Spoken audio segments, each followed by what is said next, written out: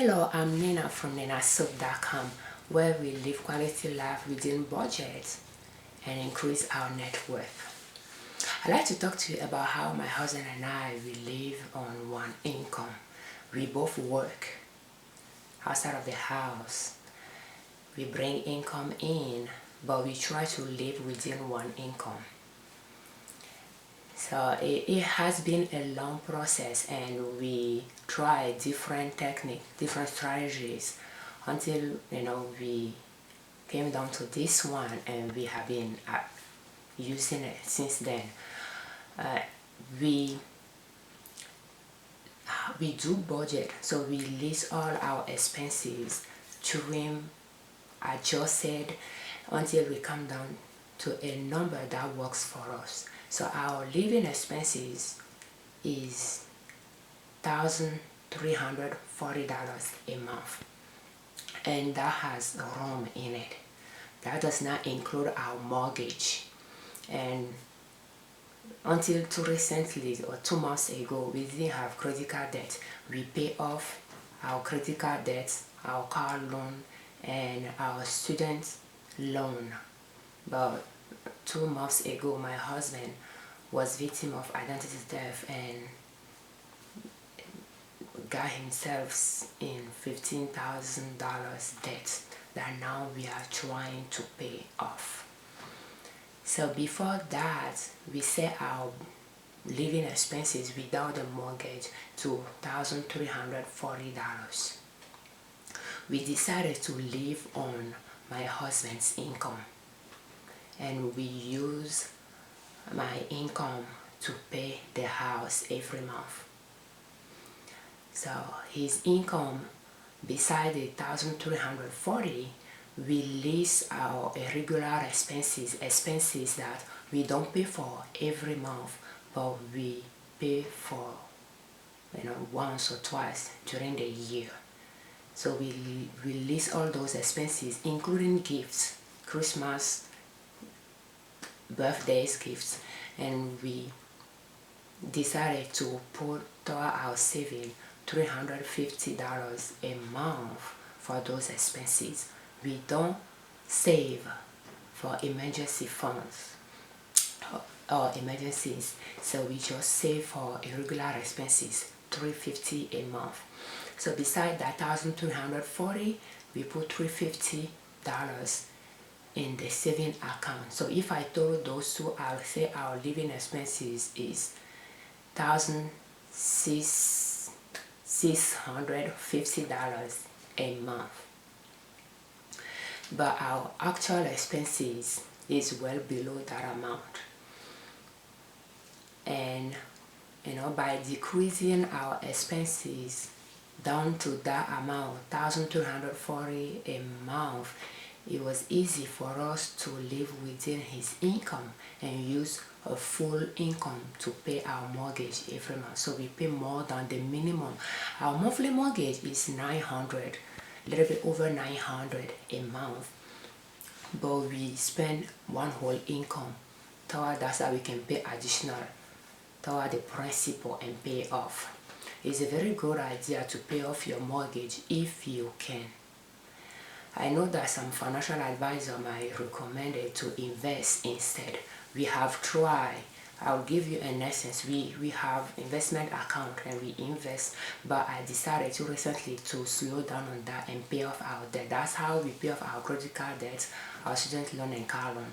And then now we wanted to use the same strategy to pay off our mortgage. When one month we put about $1,400 toward a typical stock, and after that the stock price went down and we lost the value of that stock, and it has not recovered yet, and it has been at least 6 months. So that money we could have put it toward the mortgage. Our mortgage, the interest rate is 4.25%.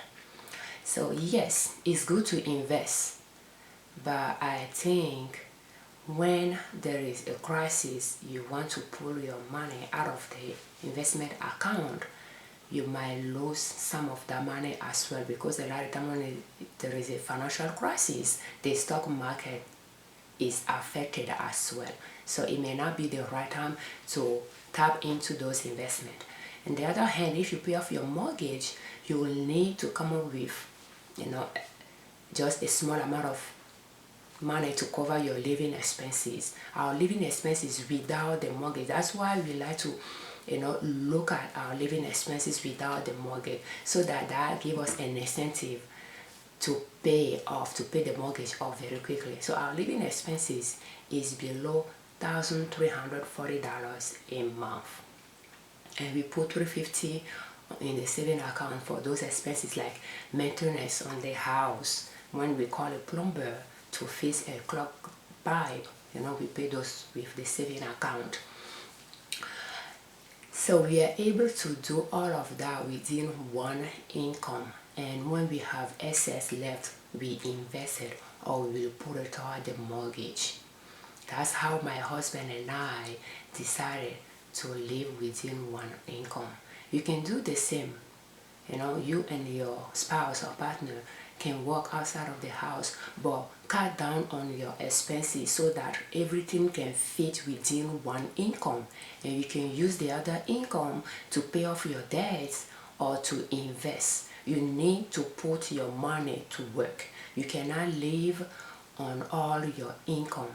It's not because your income increases that you have to increase your expenses. Over time, my husband and I incomes went up a little bit. Right now, we both brings home together about $5,000 a month, but our expenses has not gone up. Even if we have a credit card debt of $15,000 right now, what we did is we cut down on our expenses, because I told him that after evaluating different strategy, we decided to continue applying one full income to our mortgage. And then he needs to come up with a way to cut down on our expenses so that we can fit the credit card payment within his income. And he did it. He cut down on cable. He cut the cable, and he's thinking about subscribing with Hulu. So we have internet. He's going to have Hulu for $8. I think our internet is about $70 a month. We have phone, three cell phone. His mom, he and I, we are all on one plan. We used to be on one plan, and it cost us about $105 or $110 a month. And I told him his mom works full time. She works full time. She's a hard worker. She can pay for her own phone. So we move her. We ask her to get her own plan, and we move her off of it. I believe it happened last month or this month. And I asked him to find a cheaper carrier for me, and he found Tello.com, and I switched from Verizon to Tello, and it cost me $8.57 a month for 300 minutes, free text, and no data. And I just use a flip phone. I mean, for now it works, so I don't have any problem with that. And he switched as well from Verizon to Tello.com for about $8.67. I think he has data. He has a smartphone. So that's how he trimmed those costs from $110 on phone to less than $30 a month. And the cable and internet used to be $180 a month. Now he trimmed it down to about $78 a month. We used to pay allowances of $100 to each one of us for our personal expenses. We trimmed it down from $100 a person to $30 a person at the moment. So by cutting down on those expenses, our living expenses decreased from $1,340 to $1,064 a month. That freed him about $300 to put on his credit card. And then we decided to stop paying $350 to our saving account for irregular expenses, so that we can have more to apply to the credit card debt. if there is an expense and we don't have enough in the saving account to pay for it that month, we can just decrease the amount we apply toward the mortgage and pay for that expense. If the expense incur before the end of the month, because I'm salaried, I get paid at the end of the month, we can just put it on the credit card, and then at the end of the month we pay the mortgage minus that amount, and we pay the amount we put on the credit card. So that's how, that's a strategy that has been working for us. So recently, a pipe broke in the wall and we called a plumber to fix it for us. So it just happened not so long ago in November. So we decided that at the end of November, when we pay the mortgage, we'll just put $500 on the side in our saving to pay for the plumber bills when we get it, and to hire a professional to fix the drywall. When you live within your income, you live well below what you bring home. It's easy to manage your expenses without 3 to 6 months of income saved. You can focus on paying off your debts, but just remember, when you get raised or you get a promotion, your incomes goes up, don't increase your living expenses. It is time to put those extra income toward your investment account or toward your debts. Make your money work for you. Thank you for watching. I'm Nina from ninassoap.com, where we live a quality life within budget and strive to increase our net worth.